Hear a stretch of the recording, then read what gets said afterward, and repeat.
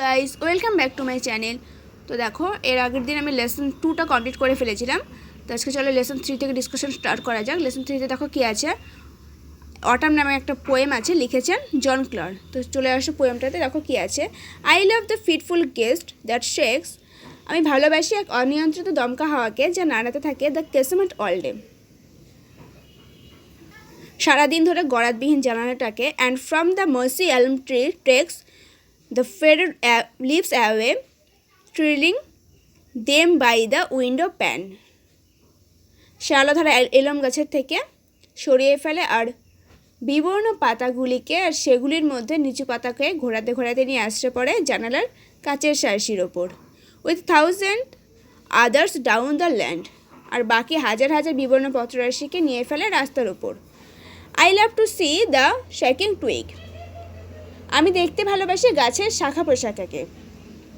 Dance till the shut of eve, যেটা নাকি সন্ধ্যা আগমনের পূর্ববধি নাচতে থাকে। The sparrow on the cottage রিগ, কুড়ে ঘরের চিমনি থেকে ভেসে আসা চড়াইয়ের ডাক। Whose chirp would make believe, সেই ডাকটা কিনা মনে বিশ্বাস জাগায়। That spring was just now flirting by in summer's lap with flowers to lie. বসন্ত ঋতু যেন এখনই দরজায় কড়া নাড়ছে, যা গ্রীষ্মের কোলে থাকা ফুলগুলিকে মুখরিত করে। I love to see the cottage smoke, আমি দেখতে ভালোবাসি কুড়ে ঘরগুলো থেকে বেরিয়ে আসে ধোয়ার কুণ্ডলিকে।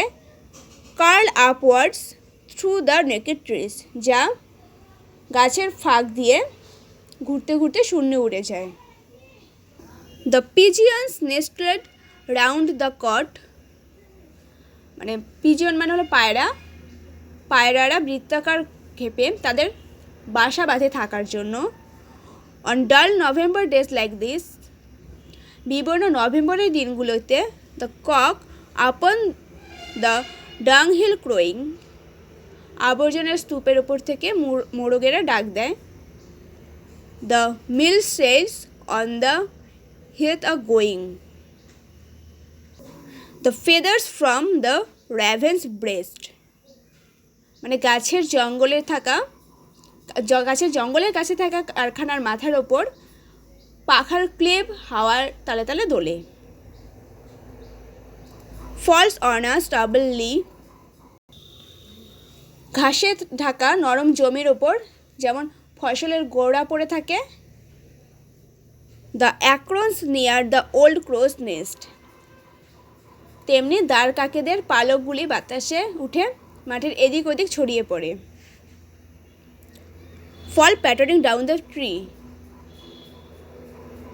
The acorns near the old crow's nest fall pattering down the tree, বুড়ো কাকের বাসাটা যে এক গাছে আছে তার থেকে ছোট ছোট বাদাম হাওয়ার ধাক্কায় টুপটাপ করে পড়ছে গাছ থেকে মাটিতে। The grunting pigs that wait for all scramble and hurry where দে ফল, সেখানে অপেক্ষারত শূকরেরা হুড়োহুড়ি করে তা পাওয়ার জন্য,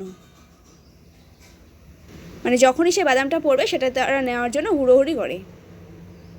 তারপর এক্সারসাইজ 1টা দেখো কী আছে। Tick the correct answer from the given alternative, যে অপশানগুলো থেকে যেটা ঠিক হবে সেটাতে টিকমার্ক দিতে বলা হয়েছে। All through the day, the fitful guest shakes the casement. The poet loves to see the shaking twig dance till the shirt of Eve. The sparrow sat on the cottage rig. The pigeons nestled round the cote. The cock was crowing upon the dunghill. The grunting pigs scramble and hurry. তারপর চলে আসে exercise 2টাতে, দেখো কী আছে। Answer the following questions within 25 words, নিচের কোয়েশ্চেনগুলো answer করতে হবে 25টা ওয়ার্ডের মধ্যে। What happens to the leaves of the mossy elm tree in autumn, শরৎকালে ঘন সবুজ শ্যাওলাধারা এলম গাছে পাতাগুলির কী হয়। The fitful gust takes the faded leaves away from the mossy elm tree and twist them by the window pane along with the thousands of others down the lane. কি বলেছে? অনিয়ন্ত্রিত দমকা বাতাস সে শ্যাওলা মাখা এলম গাছের বিবর্ণ পাতাগুলিকে উড়িয়ে নিয়ে গিয়ে ফেলে জানালার সার্সির ওপর এবং হাজার হাজার পাতাকে নিয়ে ফেলে রাস্তার ওপর। What are the things the poet loves to see on November days? কোন জিনিসগুলো কবি নভেম্বরের দিনগুলোতে দেখতে ভালোবাসেন? On the dull November days the poet loves to see the মেঘ curling upwards through the naked trees and the pigeons nestling round the coat.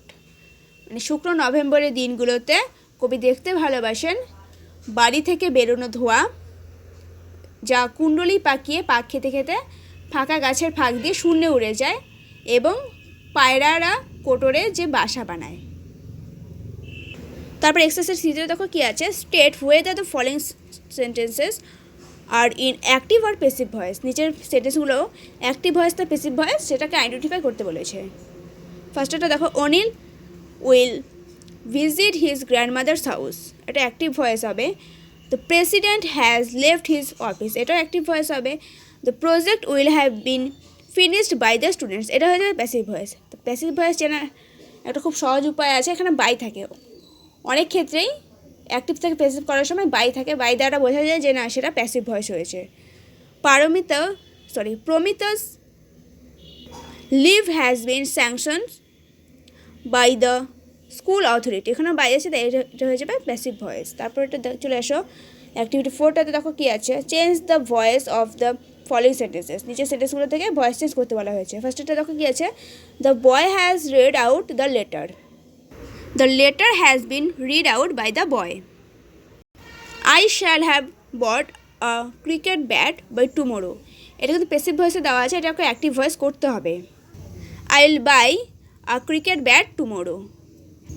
Shohin's friend had organized a picnic. A picnic had been organized by Shohin's friend.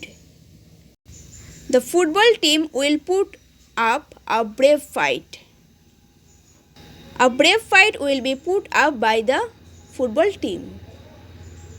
তারপর exercise 5টাতে দেখা আছে narration change, ন্যারেশনগুলোকে change করতে হবে। মানে এখানে direct speech আছে, এগুলোকে indirect speech বানাতে হবে। ফার্স্টটা দেখো কী আছে, I said to him, will you share your tiffin with me?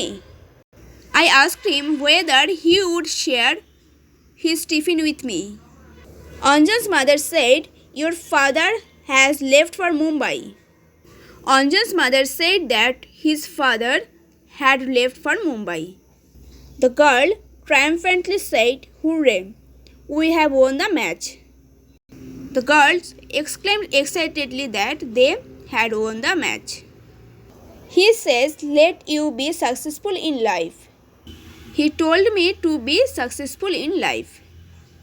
The captain informed the tournament was postponed last month. The captain informed that the tournament has postponed last month. তারপর চলে আসে exercise 6টাতে, দেখো কী আছে, use the following flow chart to write a paragraph within 100 words on how to make paper. মানে কীভাবে paper বানাতে হয় সেটার প্রসেসিংটা লিখতে হবে নিচে হিন্টগুলোর সাহায্যে 100টা ওয়ার্ডের মধ্যে। তো দেখো মেকিং পেপার।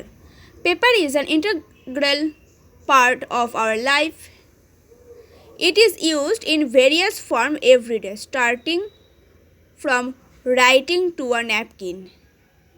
মানে কাগজ আমাদের জীবনে খুবভাবে জড়িত, আর সেটা আমরা প্রত্যেক দিন বিভিন্নভাবে ব্যবহৃত করি। মানে সেটা লেখার কাগজ থেকে শুরু করে হাত মোছার তোয়ালে অবধি। It is very fascinating to know how it is made from a simple bamboo tree. এটা আমাদের মুগ্ধ করে এটা জানতে যে কীভাবে একটা সামান্য বাঁশ থেকে পেপার তৈরি হয়। It all starts from the cutting down of a bamboo tree. মানে এটা প্রথমে শুরু হয় বাঁশ গাছ কাটা দিয়ে। Then a pulp is made out of this. তারপর ওই বাঁশ গাছগুলি থেকে পাল্পগুলোকে বের করা হয়।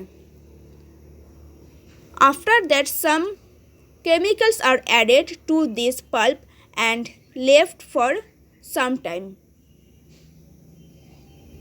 তারপর কিছু রাসায়নিক এই পাল্পটার সাথে মেশানো হয় এবং কিছু সময়ের জন্য রেখে দিতে হয়। Now it is rolled into fine sheet according to the required thickness. এবার কাগজের পুরু অনুযায়ী সেগুলোকে গোটানো হয়। Finally requisite colours are added and dried. এরপর শেষে এতে প্রয়োজনীয় রং যোগ করে শুকানো হয়। Now the paper is ready to be used. এখন কাগজটি ব্যবহারের জন্য তৈরি। তারপর এক্সারসাইজ 7টাতে দেখো কী আছে, write a biography of Annie Besant within 100 words based on the hints given below. নিচের হিন্টসগুলোর সাহায্যে অ্যানি বেসান্তের বায়োগ্রাফিটা লিখতে বলা হয়েছে। তো দেখো, Annie Besant was born on the 1st of October 1847 in London. Annie Besant 1 October 1847 সালে লন্ডনে জন্মগ্রহণ করেন। She was a famous British writer and a very well known socialist. তিনি ছিলেন একজন বিখ্যাত ইংরেজি লেখিকা এবং অতি পরিচিত সমাজতন্ত্রবাদী। She was also a well known activist who worked for the rights of women in India. তিনি একজন নামকরা কার্যকর্তাও ছিলেন যিনি মহিলাদের অধিকারের জন্য কাজ করেছিলেন। Even though having a British origin, she actively participated in Indian politics. যদিও তিনি জন্মসূত্রে ইংরেজ ছিলেন, তিনি খুব সক্রিয়ভাবে ভারতবর্ষের রাজনীতিতে যোগদান করেছিলেন। She joined the Indian National Congress and became one of the most respected freedom fighter of India. তিনি ভারতের জাতীয় কংগ্রেসে যোগদান করেন এবং ভারতের স্বাধীনতা লড়াইয়ের জন্য তার নাম শ্রদ্ধার সাথে স্মরণ করা হয়। She was the first woman to become the president of the Indian National Congress in 1947.